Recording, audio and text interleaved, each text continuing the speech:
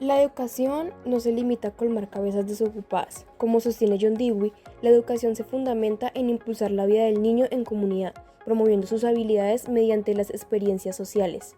Por lo tanto, la escuela no capacita para la vida.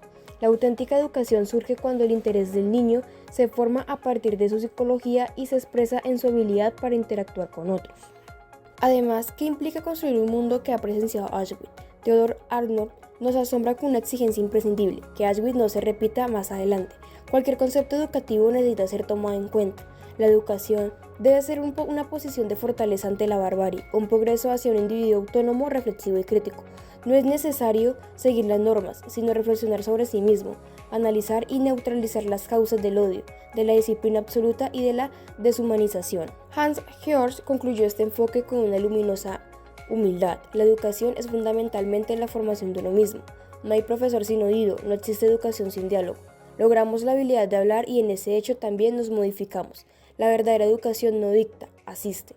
El otro no es un destinatario, solo un integrante en un diálogo sin fin.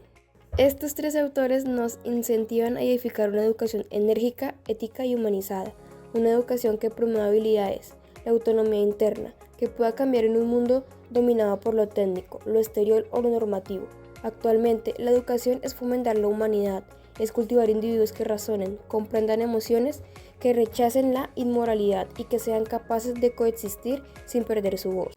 Empecemos con Durkheim. Este sociólogo francés nos enseña que la educación no es solo algo que le pasa al individuo, sino algo que está profundamente conectado con la sociedad. Él dice que la educación es una herramienta que la sociedad usa para formar a sus miembros, para transmitir valores, normas, costumbres. Por ejemplo, cuando la escuela aprendemos a respetar los turnos, a trabajar en grupo o a cumplir horarios. No son solo reglas escolares, sino el reflejo de cómo la sociedad funciona y espera a que nos comportemos. Durkheim también advierte que la educación nunca es neutral, siempre está influida por las ideas del grupo dominante, por la época, por la cultura. Entonces, esto pues nos hace pensar, ¿la educación nos forma como personas libres y críticas o simplemente como ciudadanos que se adaptan al sistema? Ahora pasamos al concepto de paideia, que viene de la antigua Grecia. Para los griegos, educar no era solo enseñar conocimientos. La paideia buscaba formar al ser humano en su totalidad, en cuerpo, mente y alma. Se trataba de formar personas éticas, responsables, sabias, que pudieran participar activamente en la vida pública. No era una educación para el trabajo, sino para la vida. Lo interesante es que, pues, mientras Durkheim habla del papel social de la educación, la paideia pone el foco en el desarrollo integral del individuo. Ambas ideas pues tienen puntos en común, creen que educar es más que aprender datos o pasar exámenes, es formar personas, ya sea para vivir en sociedad o para alcanzar su máximo potencial humano. Estas dos miradas nos invitan a repensar cómo vemos hoy la educación. ¿Estamos formando ciudadanos críticos y conscientes o solo personas que se adaptan al sistema sin cuestionarlo? Tal vez pues esta respuesta está en equilibrar ambos enfoques, una educación que forme tanto para la vida en sociedad como para el desarrollo personal. Por último, hablaremos de Immanuel Kant y Martha Nussbaum.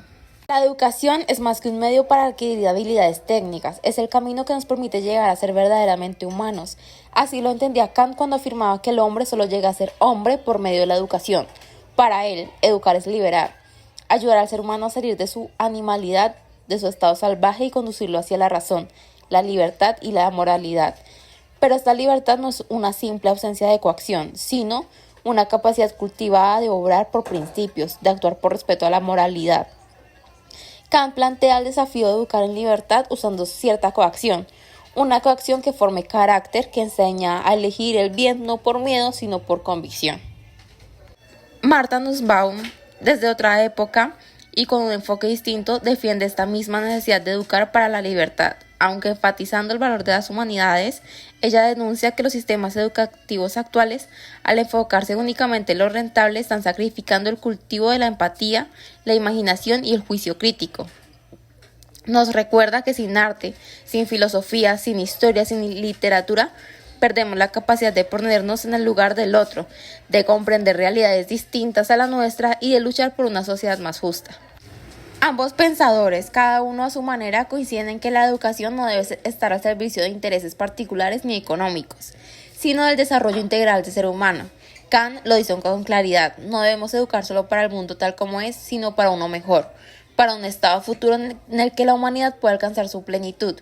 Y Nussbaum complementa esa idea que al señalar que solo una educación que nutre la sensibilidad y el pensamiento crítico puede preparar ciudadanos verdaderamente democráticos.